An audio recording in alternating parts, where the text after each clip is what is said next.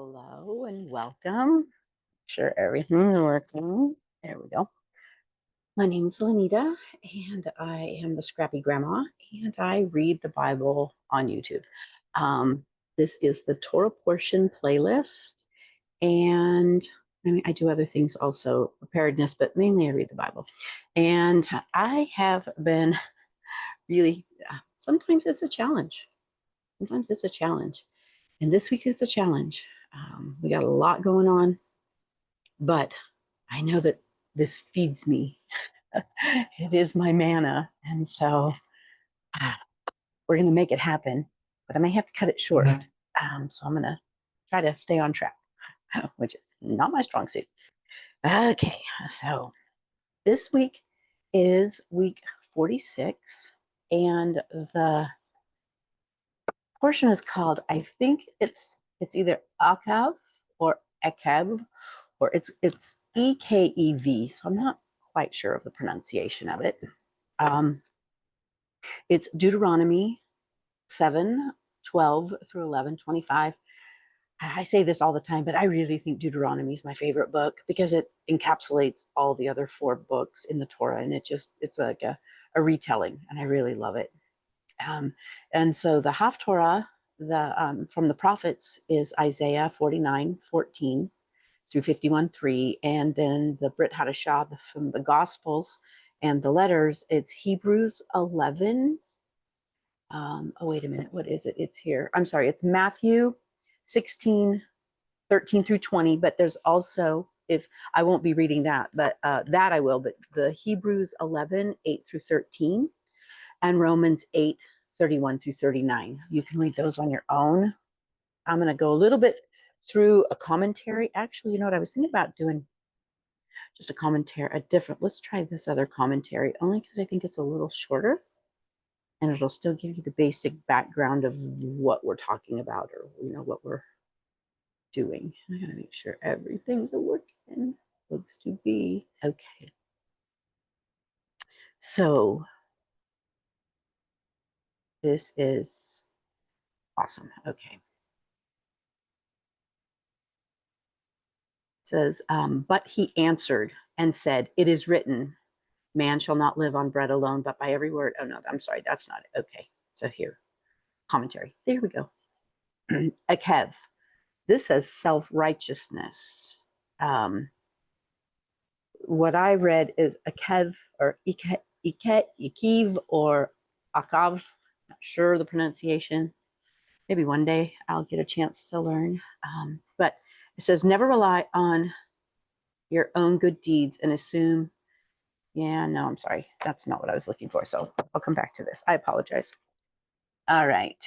In Parsha Ekev, Moses continues his final speech to the Israelites just before they were to enter the promised land, and begins, and it will be because you heed these judgments and guard to do them, that Yah, your Elohim, will keep with you the covenant and the steadfast love that he swore to your fathers. In other words, as long as the Israelites obey the commandments of the Torah, they will prosper in the land that they're about to conquer, just as Yah promised to their forefathers. And it's really a map for life. So the speech continues, and because you listened to these rules and keep and do them, Yah, your Elohim, will keep with you the covenant and the steadfast love that he swore to your fathers. Deuteronomy 7:12. Introduction. Ekev comes from the root akav, to take by the heel, as does the name Jacob, who had grabbed the heel of his twin brother Esau while still in the womb of Rebekah. Jacob was later named Israel in commemoration of his struggle with the angel of Yah at Peniel. Yah then declared to him, your name shall no longer be Jacob, heel grabber of Esau, but Israel, contender with Jehovah, the Most High. For as a prince you have striven with Yah and with men and have prevailed. Genesis 32:28. The first occurrence of the root word appears in Genesis 3:15, where Yah prophesied that even though the Mashiach's heel would be bruised, the very head of the serpent would be crushed. In this parsha, Israel is called to grapple with the commandments and to perform them diligently, lest they themselves be supplanted from the land. You know, we don't obey the laws that are pertinent for us to obey. Me as a elderly woman, for salvation, we do it to bless him because he blesses us, and this is what the Most High laid out that pleases him. So why not do it? That's how we feel. So this parsha begins with a call to keep and guard the judgments given in the Torah. As a reward, Yah will likewise guard his covenant and love that he gave to our fathers, to Abraham, to Isaac, and to Jacob. Obedience to the commandments will yield blessings. There we go. Plentiful children, harvest, livestock, and other material blessings in the land. Indeed, the Israelites would be blessed above all peoples, free of every type of sickness, living in victory in the promised land. But regarding the 7 nations of Canaan, the people were not to live in fear. Instead, they were to exercise faith, recalling what Yah had done to Pharaoh in Egypt when he delivered the people. So will Yah, their Elohim, do to all the peoples of whom you are afraid. You shall not be in dread of them, for Yah your Elohim is in your midst, a great and awesome Elohim, God. For Yah your Elohim is in your midst, a great and awesome God. Deuteronomy 7:21. The people were to have no tolerance for idols of any kind. They were to devote them to utter destruction, burning them with fire. The gold or the silver used for them was to be considered an abomination and not to be used for anything lest it become a snare. Remember Yah's care. Moses continued his speech by reminding the people how their Elohim had taken care of them throughout their wandering in the desert. For nearly 40 years, the Lord, or their Elohim, humbled their master, their Elohim, their God, Lord, humbled the people, feeding them with manna and giving them water from a miraculous rock. Even the Shekinah glory miraculously kept their clothes fresh. Moses said that Yah did this in order to teach the people to rely on him alone to meet all of their needs. I mean, for 40 years, he sustained them completely. The hardships there had disciplined them to learn that man does not live by bread alone, but by everything that proceeds from the mouth of Yahweh, the Lord, our God, our Elohim. Yeshua used this very verse when he wandered 40 days and nights in the wilderness, thereby rebuffing the temptations of the devil. Matthew 4:4 and Luke 4:4. And now the promised land lay before the people, a land famous for its 7 spices of crops native to Israel, namely wheat, barley, figs, pomegranates, olives, dates, and grapes. As long as Israel would trust in Yah, he would give them this good land and continue to care for them just as he did in the desert. Note that the obligation to bless their Elohim after eating bread comes from the verse, when you eat and are satisfied, you must bless Yah, your Elohim, Deuteronomy 8:10. For this reason, saying grace for meals is recited after the meal has been eaten. I don't know about you. There's a lot of times I eat and I'm like, thank you. That was awesome. Appreciate it. Note that the rabbinical Judaism has added a host of blessings. So we don't, I personally don't follow the rabbinical Judaism where they've added to and taken away from. So I'm going to pass all that. So the warning against pride. Moses then reminded Israel that they were to be given the land, not because they were better than other nations or more righteous, but because Yah was using the Israelites as a rod of judgment upon the seven Canaanite nations living there, and because Yah had earlier promised to give the land to the descendants of their father Abraham. Do not say in your heart, after Yah your Elohim has thrust them out before you, it is because of my righteousness that Yah has brought me in to possess this land, whereas it is because of the wickedness of these nations that Yah is driven them out before you. Not because of your righteousness or the uprightness of your heart are you going in to possess the land, but because of the wickedness of these nations. Yah, your Elohim, is driving them out from before you, and that he may confirm the word that Yah swore to your fathers, to Abraham and to Isaac and to Jacob.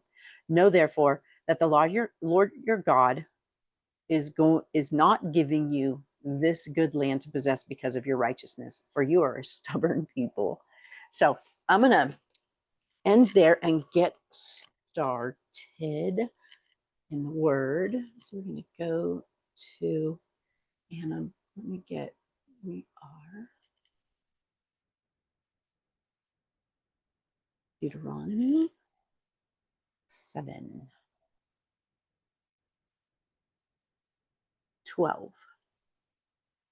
Okay, so I'm getting to my place and then I'll share my screen. 9, 10, 11, 12. Perfect. Okay. Share. And I'm sharing that. And I'm doing it that way.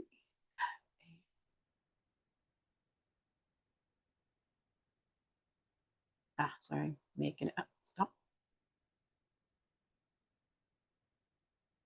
There we go. Okay. I'll tuck this up in here. And hopefully we can get started. So, Deuteronomy 7:12.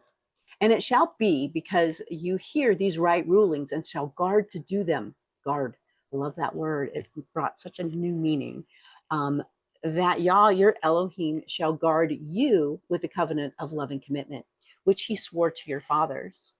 And you shall love you and bless you and increase you, and shall bless the fruit of your womb and the fruit of your land, your grain and your new wine and your oil, the increase of your cattle and offspring of your flock in the land which he swore to your fathers to give you. Blessed are you above all people. These are not going to be there's not going to be a barren man or a barren woman among you, among your livestock.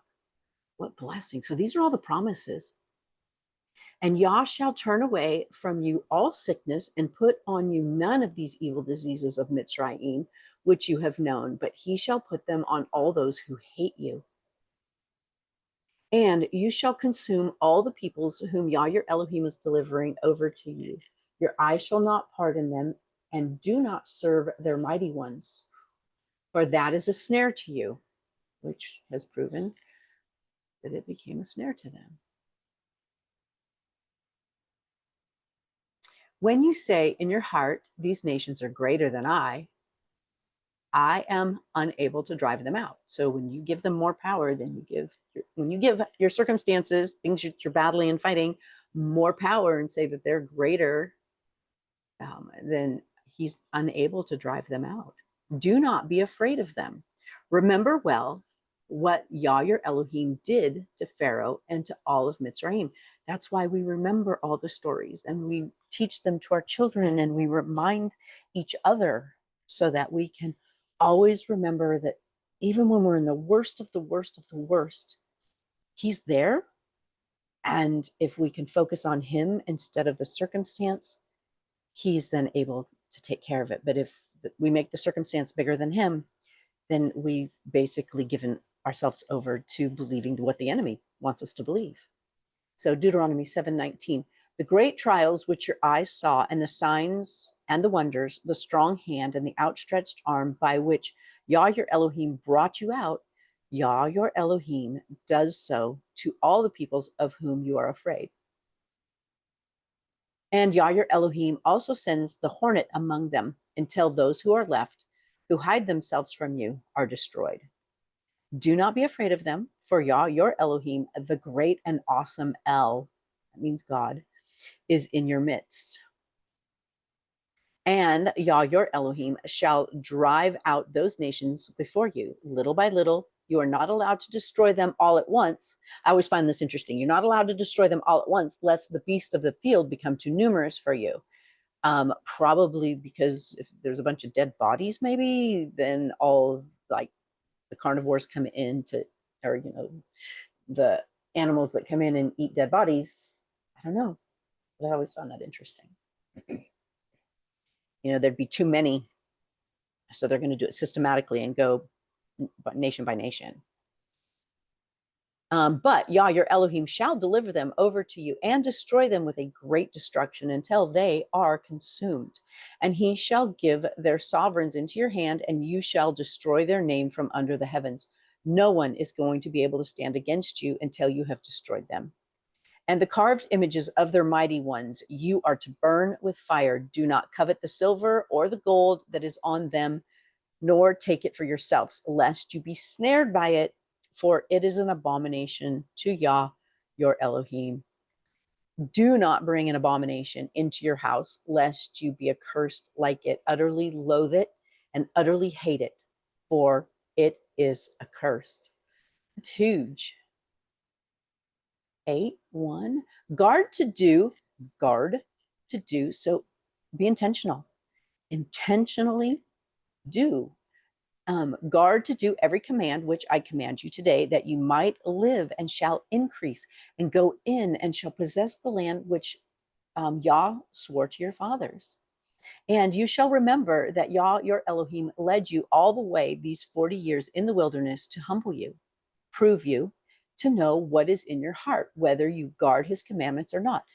So as we're going through these trials that we all go through, he is humbling us, sanctifying us, pruning us, burning up the stuff that is not good for us or to him. If we give him that permission to go ahead and, search me and find anything that's in me, show it to me, and let's get rid of it. So he's putting us through these things to humble us, to prove us, to know, and so that we can know what's in our own heart. There's certain things that he's revealed to me. It's like, oh, whoa, that is awful. Let's get rid of it. So this is what the trials and the testing are for. And to see if we will continue to stand guarding his commands and doing them, or if we'll just get lazy and complacent. And he humbled you, and he let you suffer hunger, and he fed you with manna, which you did not know, nor did your fathers know, to make you know that man does not live by bread alone, but by every word that comes out of the mouth of Yah. This is so Matthew and Luke who are quoting this. Your garments did not wear out on you, nor did your foot swell these 40 years. Thus you shall know in your heart that as a man disciplines his son, so Yah, your Elohim, disciplines you. Therefore, you shall guard the commandments of Yah, your Elohim, to walk in his ways and to fear him. For Yah, your Elohim, is bringing you into a good land, a land of streams and waters, of fountains and springs that flow out of the valleys and the hills, a land of wheat and barley, of vines and fig trees and pomegranates, a land of olive oil and honey, a land which you eat bread without scarcity, in which you do not lack at all, a land whose stones are iron, and out of those hills you dig copper. And you shall eat and be satisfied, and shall bless Yah, your Elohim, for the good land which he has given you. Be on guard lest you forget your Elohim is not be on guard lest you forget your Elohim by not guarding his commands. And so we got to realize that, Moses is now speaking, because everybody who was wandering for 40 years is dead. And he's speaking to the children, that were children when they left, and the children that were born while they were traveling for 40 years, because that's who's going in. And the children that were already born, some of them remember some of the things that happened in Mitzrayim and Egypt. They were there, but some of them were too young and don't remember. But the story has been told and told and told and told, so they should remember it. But he's saying here, Be on guard lest you forget your Elohim by not guarding his commands. So, don't slack up and get lazy, because the more you stop living your life in covenant with him, the further away you get. And by guarding his commands, his right rulings, his laws, which I command you today. And so he's going to go over them with these, now men and women that have been wandering, and all of their parents and grandparents are now dead.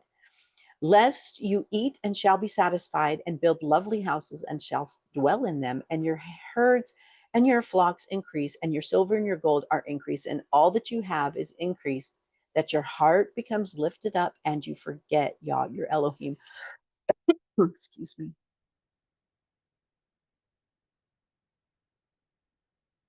Who brought you out of the land of Mitzrayim, of Egypt, from the house of bondage, who led you through the great and awesome wilderness, fiery serpents and scorpions and thirsts, where there was no water, who brought water for you out of a flinty rock, who fed you in the wilderness with manna, which your fathers did not know, in order to humble you and to try you and to do good in the end.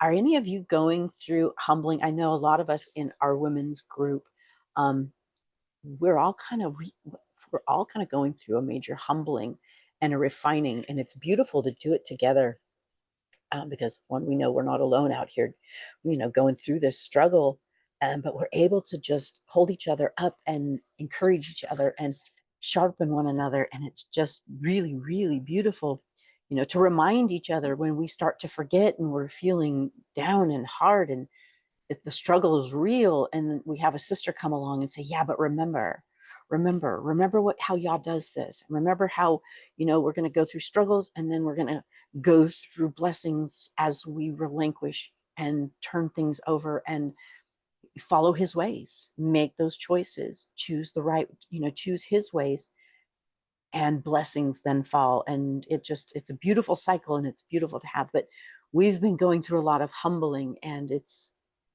if you have the right attitude, it's a beautiful process.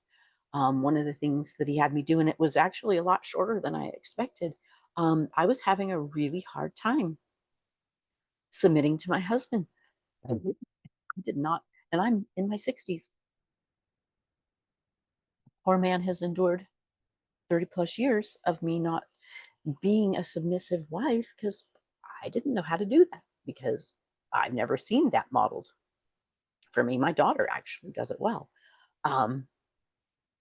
So that's all Yah, because she didn't learn it from me. I was raised by strong, independent women. And so, sorry, I'm just getting over. So he had me, because I just wasn't getting it, and I was really causing a lot of trouble in our home. He had me wear a head covering to kind of just remind me of that I am under my husband, and not he can just tell me what to do, which he would never do anyway. I can barely get him to tell me what he wants, because he just lets me be in who I am. And so, but to learn how to not argue and not even interject my opinion, let him lead. Trust that he's hearing from Yah, and he makes better decisions a lot of times than I do. So, and it's been beautiful. I wore the head covering, and it's like wearing the tzitziot, reminding myself when I'm out and about, instead of getting irritated with the checker or the waitress or whatever, I'm able to go, you know what, offer grace and be kind, and exhibit the fruits of the spirit, gentleness, kindness, meekness, love. And so I have been humbled by having these physical things that he's had me do, that have really brought about beautiful transformation.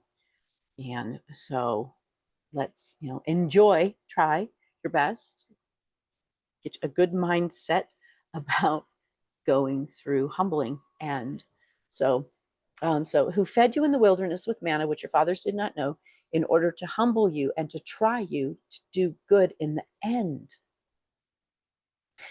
You then shall say in your heart, my power and the strength of my hand have made. Oh man, I've got that tickle.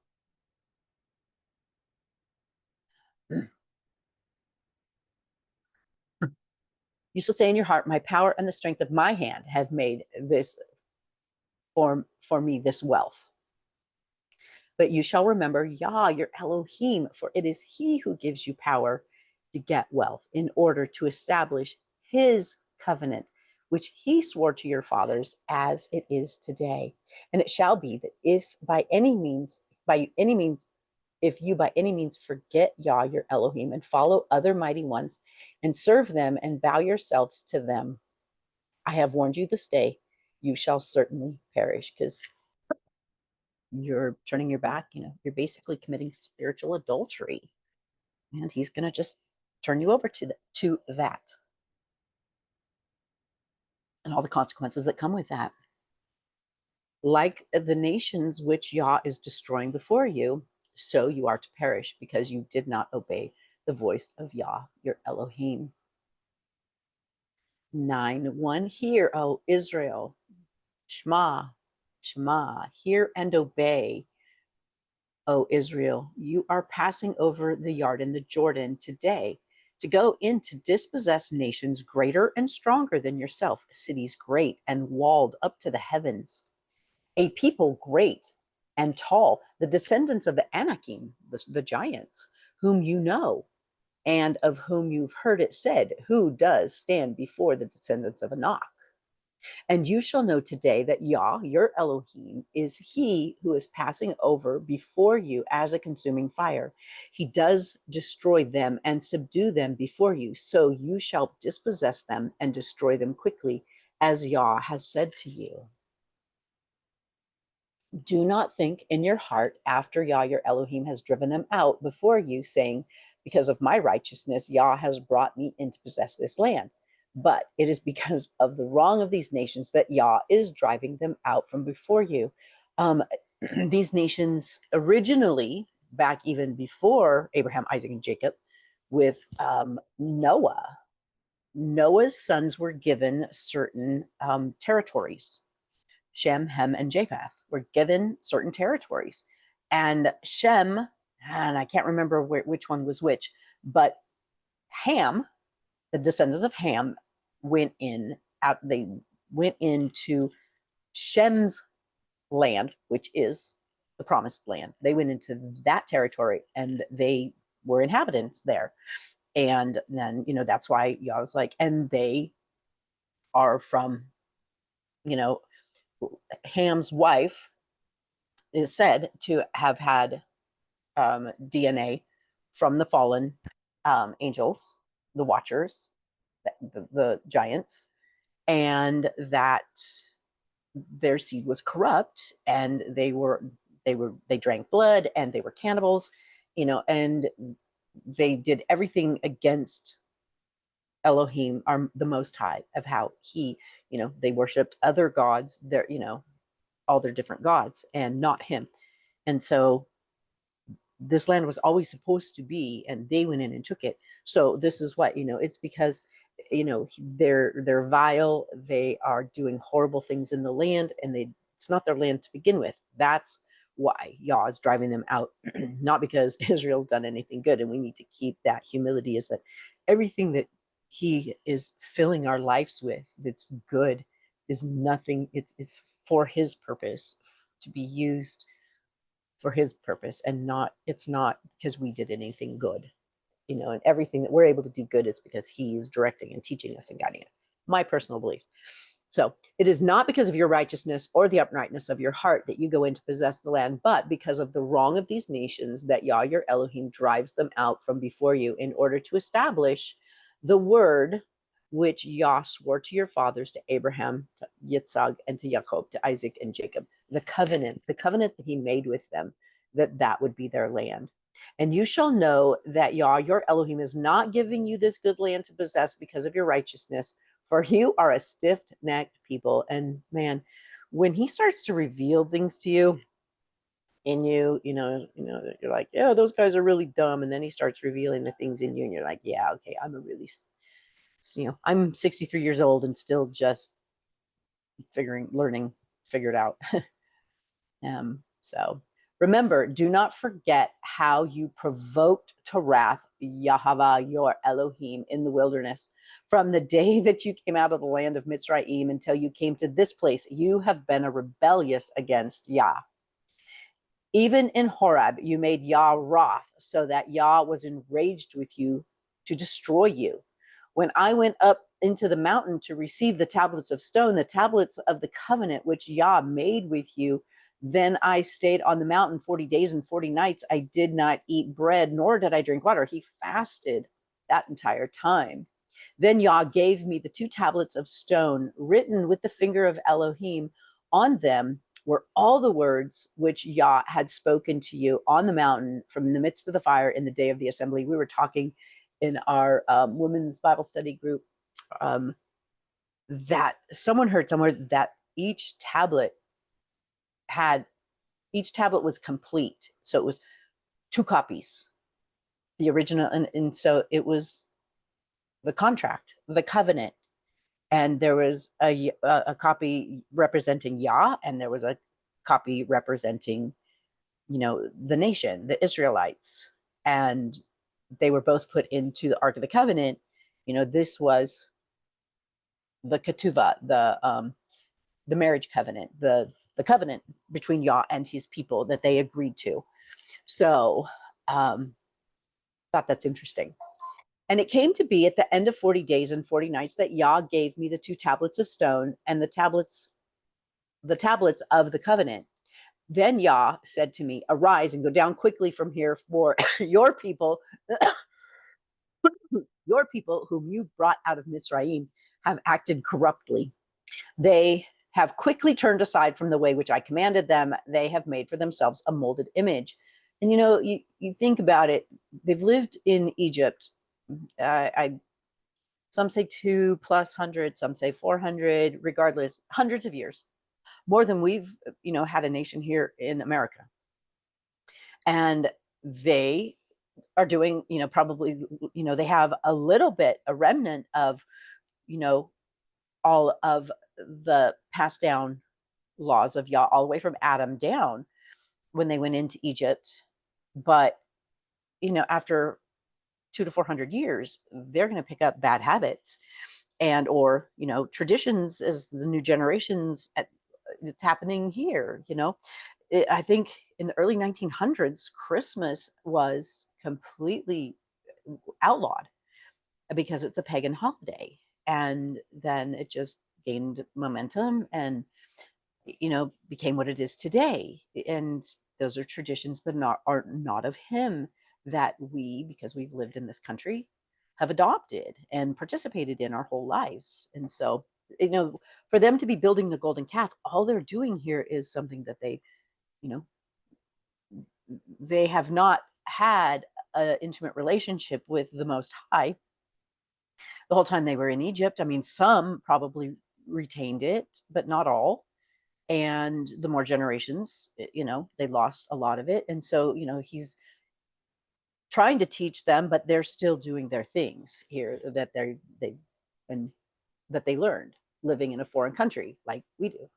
So, and Yah spoke to me saying, I have seen this people, and look, they are stiff-necked people.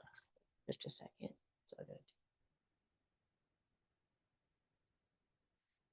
So leave me alone so that I destroy them and blot out their name from under the heavens and make you a nation stronger and greater than they. So he was just going to just wipe them all out, start over with Moses. You and your descendants will start, kind of like a Noah situation, let's start over with just your family. So Moses here. So Moses says he turned and he came down from the mountain, and the mountain burned with fire, and the 2 tablets of the covenant were in my 2 hands. And I looked and I saw you had sinned against Yah your Elohim, and had made for yourself a molded calf, and you had quickly turned aside from the way which Yah had commanded you. And I took the 2 tablets and I threw them out of my 2 hands and broke them before your eyes.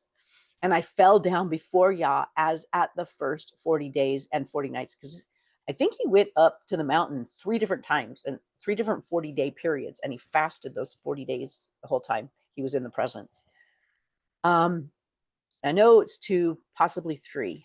And I did not eat bread and I did not drink water because of all your sins. He's trying to make atonement for these, he's interceding for these people. So because of all your sins, which you committed in doing evil in the eyes of Yah, to provoke him. For I was afraid of the displeasure and the rage with which Yah was wroth with you to destroy you. But Yah listened to me that time once more. And Yah was enraged with Aaron, to destroy him. So I prayed for Aaron at the time also. And I took your sin and the calf which you had made and burned it with fire and crushed it and ground it very small until it was fine as dust. And I threw it its dust into the stream that came down from the mountains.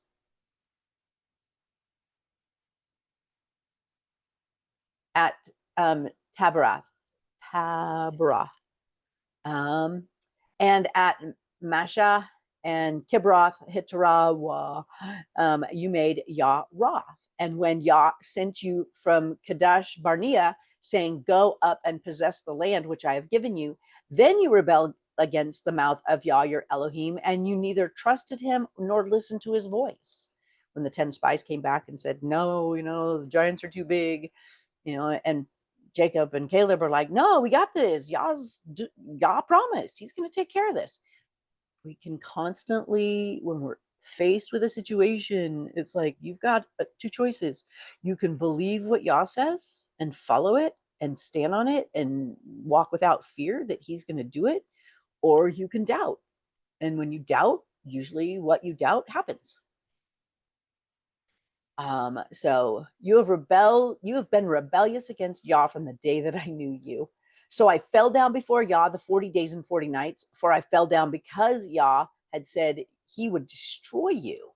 And I prayed to Yah and said, "Oh, Master Yahweh, do not destroy your people and your inheritance, whom you have ransomed in your greatness, whom you have brought out of Mitzrayim with a strong hand. Remember your servants, Abraham, Yatzig, Isaac, and Jacob. Do not look on the stubbornness of this people, or on their wrong, or in I'm sorry, or on their wrong, or on their sin." It just made me like, this is how we should be praying for people. Oh, Father, Yah, have mercy and don't look upon their sin. Because what it says, that love covers a multitude of sin. We're supposed to cover and pray for and intercede for those that are sinning, and pray that their hearts will be open to receive, their hearts and their minds and ears and eyes will open to receive his truth, but have mercy upon them because they don't know what they're doing.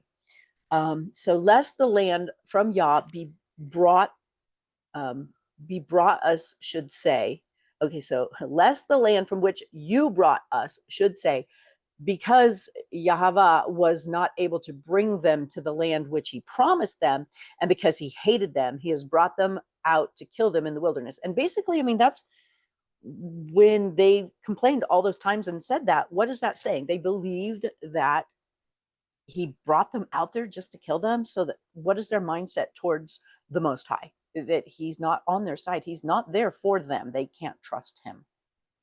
And how many can relate to that? And it is a process to learn how to trust him in the depths of everything in your life. And they are your people and your inheritance, whom you brought out of your great power and by your outstretched arm. And when it mentions the outstretched arm, is usually talking about Yeshua, Jesus, because he sits at the right hand. He is the right hand. So 10. At this time, Yah said to me, "Hew for yourself 2 tablets of stone like the first, and come up to me on the mountains, and you shall make yourself an ark of wood. Then I write on the tablets these words that were on the first tablets, which you broke, and you shall put them in the ark." So I always thought that Moses wrote the second one, but it's right here. It's I will write these tablets. So Yah himself wrote both sets. And it makes sense that there would be, why would there need to be 2? It's 2 copies of the same contract. That makes so much sense.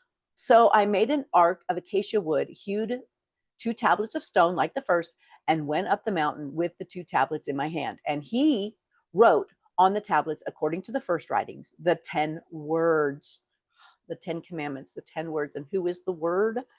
Yeshua, our Messiah. He is the Torah. Torah is Yeshua. It's so beautiful. Which Yah had spoken to you in the mountain from the midst of the fire in the day of the assembly. Then Yah gave them to me. So when they had all been camped around the fire or the mountain, and it was on fire and everything, and he spoke out the 10 words, the 10 commandments, and Israel all said, what you have said here, we will do and we will obey. We agree to this contract. We are signing it, and we will obey and come into covenant with you, like a marriage, like a husband and a wife. We will do these things to help build each other up.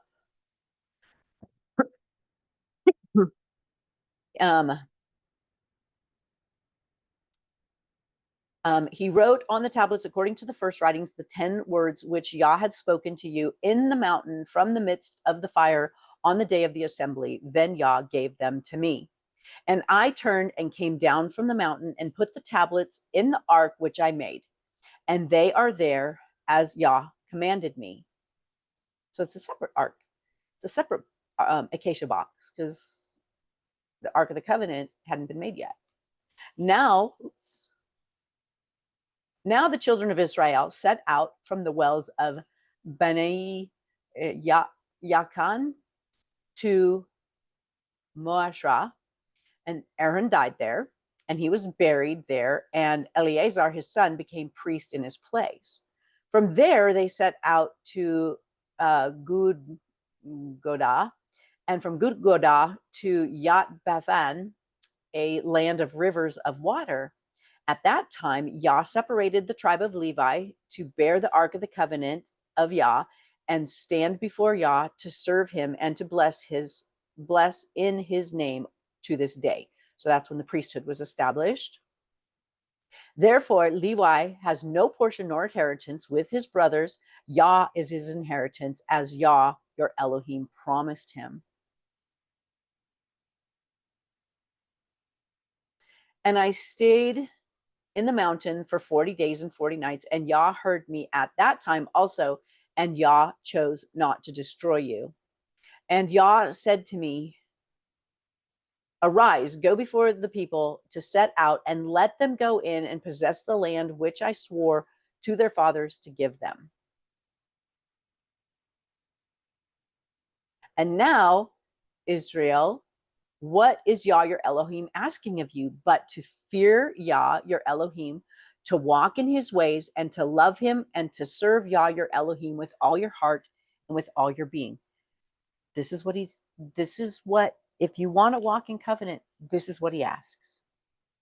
Simple, straight, that we fear him, reverence and fear, because he's awesome and powerful, and to walk in his ways, his statutes, his commandments, his laws, to love him and to serve him with all of our heart and with all of our being.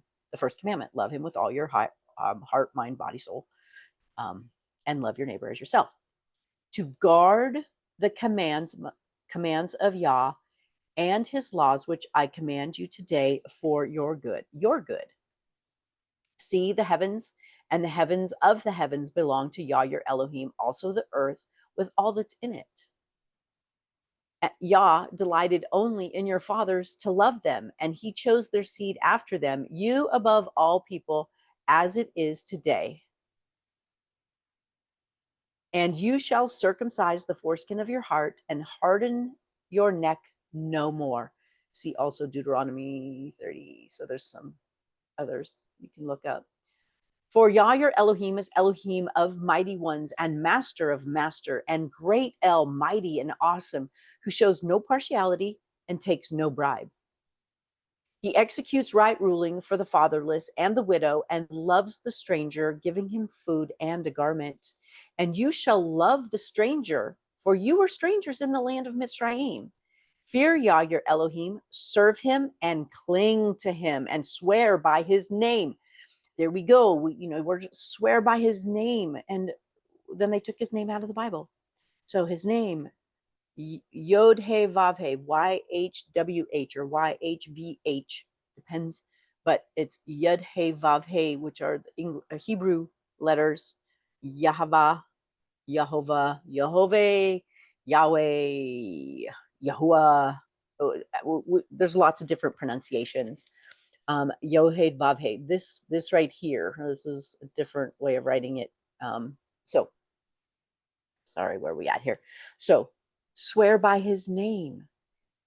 He is your praise and he is your Elohim. We don't want to swear by his name, not God or Lord, but his actual name.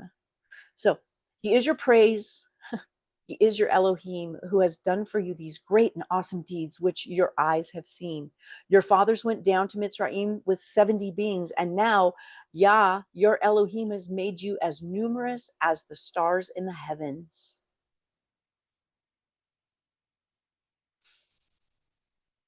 And you shall love Yah, your Elohim, and guard his charge, even his laws and his right rulings and his commands always. It's like we'd be like, you're under the law. And it's like, I don't have to follow the law. I don't have to. It's not, I choose to. I made a choice to sign that agreement, that marriage certificate, that contract, that I choose to walk and hear and obey the things that are important to him. It's a choice. I'm not commanded. It doesn't save me. It pleases him and it blesses us.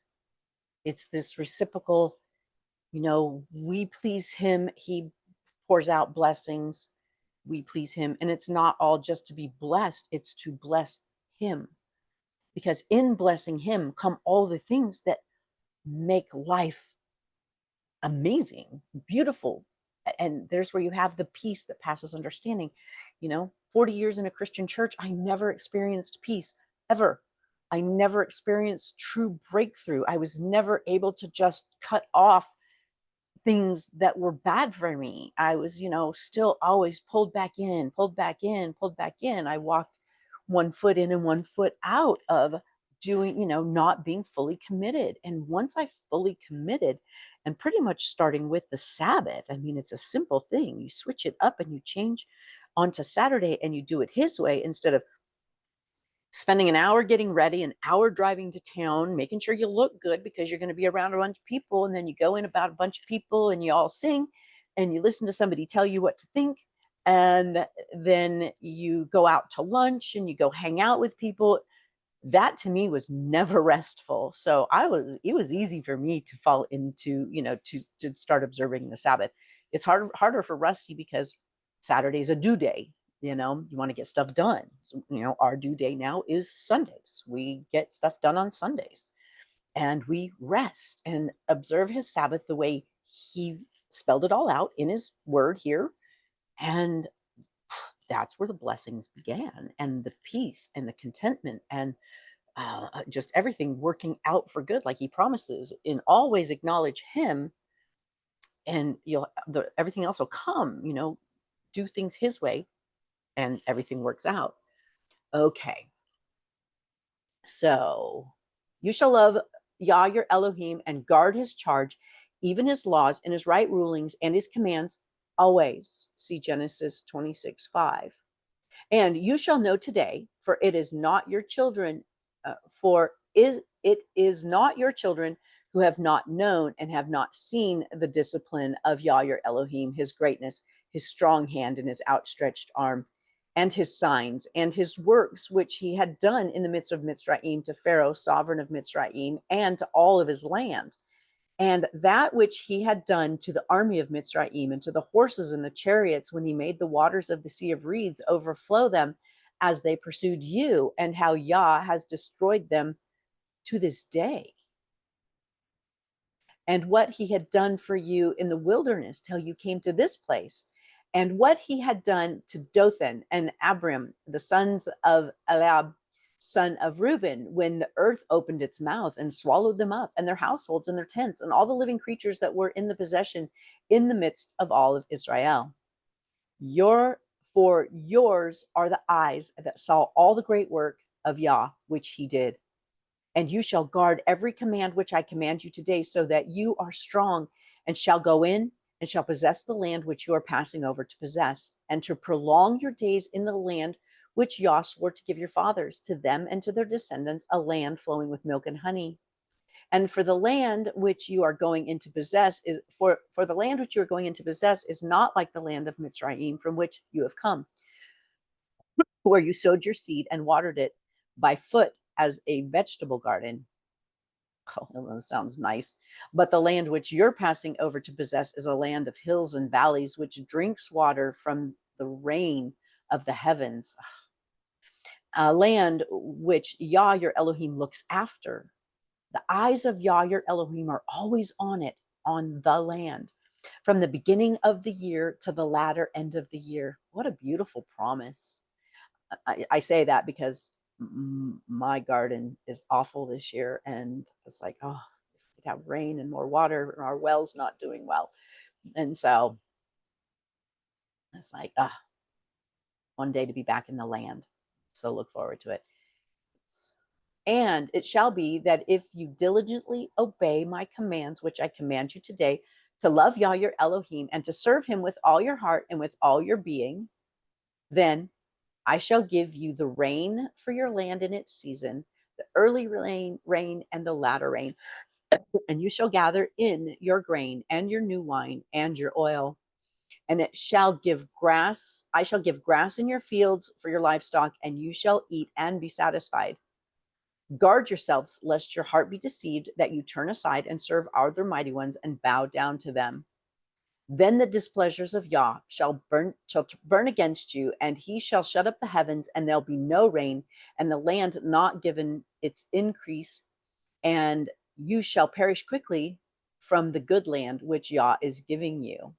And you shall lay up these words of mine in your heart and in your being, and you shall bind them as a sign on your hand, and they shall be frontlets between your eyes. Your hand, what you do, always have them always be thinking about how you are serving him by what you do, and between your eyes, what you think. See Deuteronomy 5:22. And you shall teach them to your children, speaking them as you sit in your house, and when you walk by the way, and when you lie down, and when you rise up. Are we doing that? Is he always on our lips? Are we always, everything we hear and see and do, are we always kind of relating as like, oh yeah, okay, he does this and he does that, and are you loving him with your whole heart, mind, body, soul, and strength, your being? So, and you shall write them on your doorposts of your house and on your gates. Still need to do that. It's been a year now and I haven't done it. So this is so that your days and the days of your children are increased in the soil of which Yah swore to your fathers to give them, as the days of the heavens on the earth. And if you diligently guard all the commands which I command you to do, to love Yah your Elohim and to walk in all his ways and to cling to him, then Yah shall drive out all of these nations before you, and you shall dispossess greater and stronger nations than you. Every place on which the sole of your foot treads is yours. It's so funny because that's one of the, you hear that in church, and you just go about saying, well, he promised me that everywhere my foot tread would be mine. Well, yeah. What about all the other things that just came about there? If you do this, and if you do this, and diligently guard and make sure, and then he will. So if and then, and so it's like here, if you diligently guard all these commands which I command you to do, to love Yah your Elohim and to walk in all his ways and to cling to him, then Yah shall drive out all the nations before you. He will displace your enemies, and you shall dispossess greater and stronger nations than you, people bigger and badder in situations that are awful in your life. He's going to handle it. Every place on which the sole of your foot treads is yours. Now, that is something I can truly say, because I guard his commands. I walk in his ways to the best of my human ability. None of us are able to do it perfectly. It's not what he was requiring. And because of that, I know that everywhere my foot treads is mine. From wilderness and Lebanon, from the river river Euphrates, even to the western sea, is your border. No man shall stand against you. Yah, your Elohim, shall put the dread of you and the fear of you upon all the land where you tread, as he has spoken to you. So I'm talking about in the spiritual realm. He has given me land and it's mine, and he's driven out, the things that he's driven out the spiritual things that kept me from it. So what time is it? I am going to leave it here. I have another call I have to go on. And so I'm going to just Isaiah 49:14 through 51:3 and Matthew 16, 13 through 20. That is, we stop sharing. There we go. That's the Haftarah and the Gospels. So I'll let you go look those up. And I hope you do. I know a lot of people that are subscribed listen to it while they're driving or while they're doing other things, and that's awesome. But I hope eventually, my prayer, actually, I don't hope, I do actually pray for everyone. I didn't pray. My brain's still not all there yet. So I do pray for everyone that listens to this, that Yah will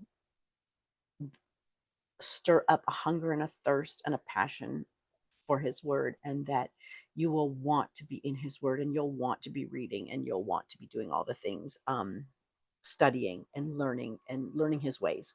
That's my prayer for you. So actually, Father Yah, thank you so much for this opportunity. Thank you for everything. You have blessed my life so abundantly. I am overrun with blessings and can't even contain them. Father, I ask that this goes out to whoever it is you want to hear it, and that it blesses them, and that you open their eyes and their ears to your truth. Don't let anything that's not of you be in this. And if I misspoke in any way, Father, please cover it over and please forgive me. And bless the listeners, and give them a passion and a hunger and a thirst for your word, that they want to dig in and learn what it is to walk in covenant with you. You are so good and so wonderful. Be blessed and glorified in all that we do. In your son, Yeshua's mighty name. Amen. All right, be blessed, and we will see you next week. Bye. How I get out of here. There we go.